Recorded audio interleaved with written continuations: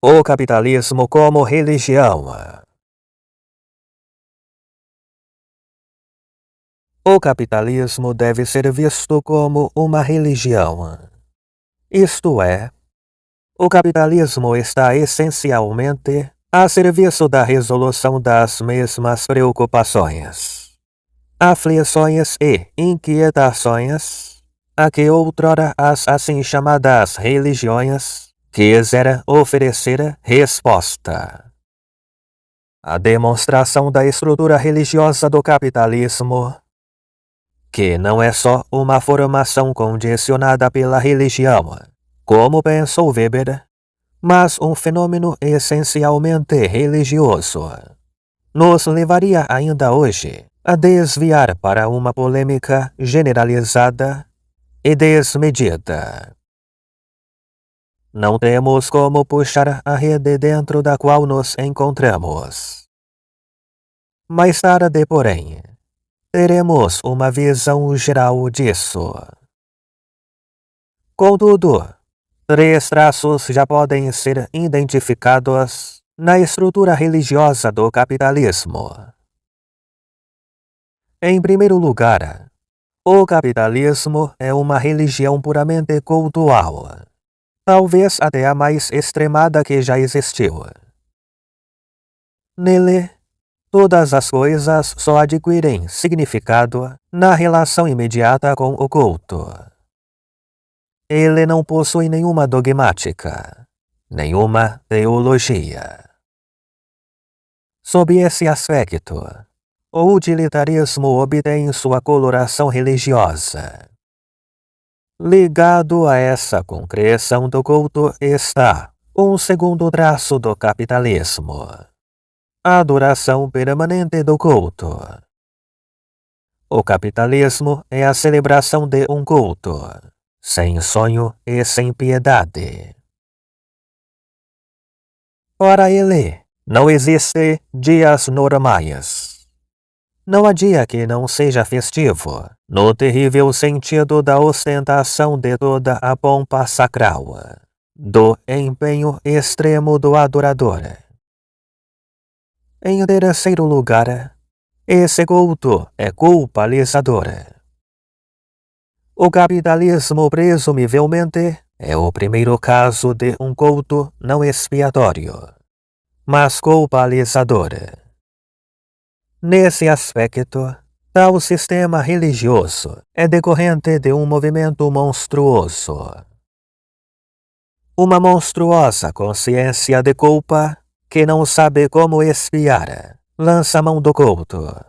Não para expiar essa culpa, mas para torná-la universal, para martelá-la na consciência e, por fim, e acima de tudo, envolver o próprio Deus nessa culpa, para que ele se interesse pela expiação. Esta, portanto, não deve ser esperada do culto em si, nem mesmo da reforma dessa religião, que deveria poder encontrar algum ponto de apoio firme dentro dela mesma.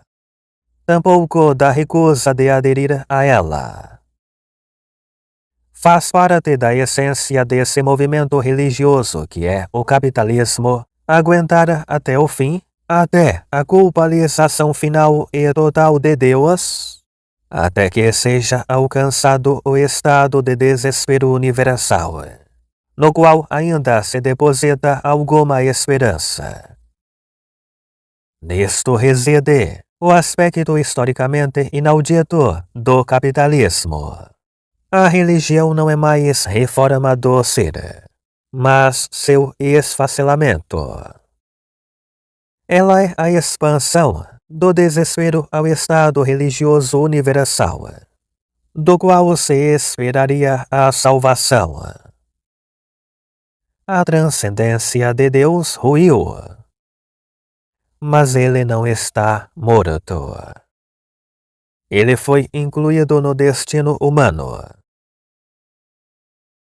Essa passagem do planeta ser humano pela casa do desespero, na solidão absoluta de sua órbita, constitui o ethos definido por Nietzsche. Esse ser humano é o ser super-humano, o primeiro que começa a cumprir conscientemente a religião capitalista. O quarto traço dessa religião é que seu Deus precisa ser ocultado e só pode ser invocado no zênite de sua culpabilização. O culto é celebrado diante de uma divindade imatura. Toda representação dela e toda ideia sobre ela viola o mistério de sua madureza. A teoria freudiana também faz parte do império sacerdotal desse culto. Ela foi concebida em moldes totalmente capitalistas. A partir de uma analogia muito profunda ainda a ser esclarecida. Aquilo que foi reprimido, a representação pecaminosa, é o capital que rende juros para o inferno do inconsciente. O tipo de pensamento religioso capitalista ganha expressão grandiosa na filosofia de Nietzsche. A ideia do super-humano transpõe o salto apocalíptico não para o arrependimento, a expiação ou a penitência, mas para a intensificação aparentemente constante, porém descontínua em sua última etapa, causando ruptura. Por conseguinte, nos termos do não dá salto, a intensificação e o desenvolvimento são incompatíveis. O ser super-humano é o ser humano histórico, que chegou lá sem conversão, que cresceu através do céu. Essa arrebentação do céu pela humanidade intensificada, que em termos religiosos é e permanece culpabilização, também para Nietzsche, fez Nietzsche incorrer em um pré-julgamento. E de modo semelhante também Marx.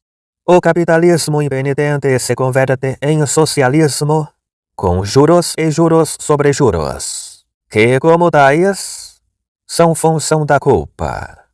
Ver a ambiguidade demoníaca desse conceito.